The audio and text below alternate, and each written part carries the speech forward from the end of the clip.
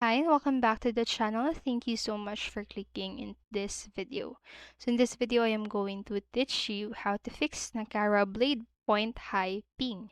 So make sure that you stay until the very end of this video so you won't miss an important step or information. And without further ado, let's get on it.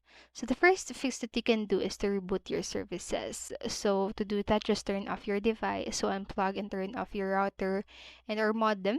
So after that, just wait for about 30 seconds or to 1 minute and plug in or turn on the router and the modem again. And then you can turn on your device and try to connect to the internet again. So just avoid using Wi-Fi when playing Nakara Blade Point because you will be susceptible to high ping and latency. So just use network cables instead.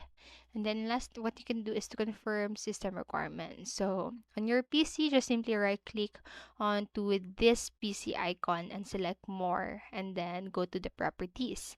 And then cross check your system specs with the Nakara Blade Point requirements. So this is the minimum or PC requirements for the Nakara Blade Point. So just this is the minimum requirement and then just make sure that you have met the requirements or met the requirements for you to be able to play the Nakara Blade Point on your PC.